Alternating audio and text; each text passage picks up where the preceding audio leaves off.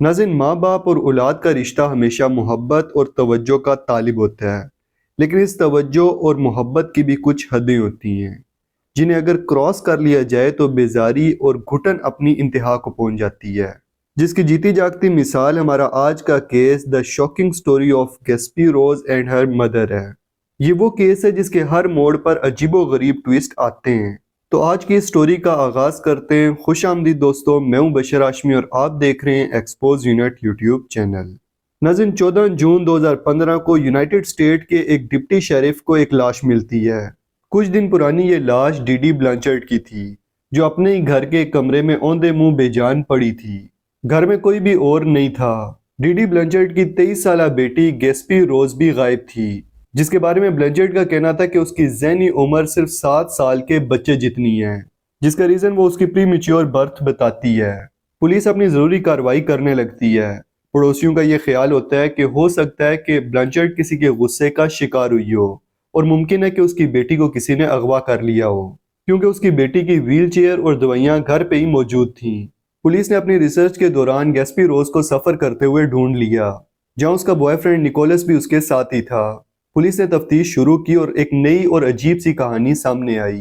ये कहानी शुरू होती है साल 1991 में, जब गैस्पी रोज ने इस दुनिया में पहला सांस लिया।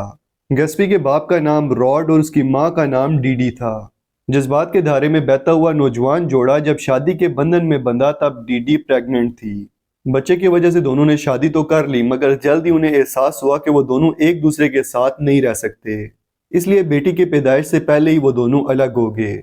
गैस्पी रोज की पैदाइश के बाद उसके तमाम अखराजात उसका बाप ही उठाता था, मगर उसकी मुकम्मल कस्टडी उसकी माँ के पास थी। और यही वजह थी कि गैस्पी की ज़िंदगी बदलना शुरू हो गई। डीडी का कहना था कि गैस्पी आम नॉर्मल बच्चों से मुख्तलिफ है। जब वो बहुत छोटी थी तब ही डीडी उसे हॉस्पिटल ले गई और ये कहने लगी कि इसे स्लीप एपीनिया है और ये वो वाहिद बीमारी नहीं थी। इसके बाद जैसे जैसे वक्त गुजरता गया, डीडी अपनी बेटी के बारे में नित नई बीमारियों का इंकशाफ करने लगी। इन बीमारियों में epilepsy, muscular dystrophy, asthma, leukaemia और ब्रेन हेमरेज जैसी बीमारियां शामिल थीं। उसका कहना था कि गैस्पी रोज की कबल अज वक्त पैदाइश की वजह से उसकी ज़हनी उम्र 7 साला बच्चे जितनी है।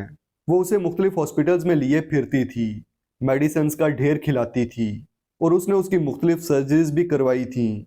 वो अपनी बेटी गैस्पी को व्हील चेयर और ऑक्सीजन टैंक का इस्तेमाल करवाती थी। सोशल मीडिया पर ये माँ बेटी खासी मशहूर थी। लोग गैस्पी रोज को एक माजूर बच्ची समझकर तरस खाते और उसकी देखभाल करने के लिए उसकी माँ डीडी को सराहते थे।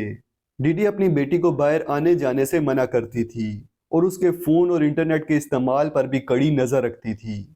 उसके सर के बाल मुकम्मल तौर पे शेव कर देती और फिर कहती कि कीमोथेरेपी की वजह से उसके बाल झड़ जाते हैं।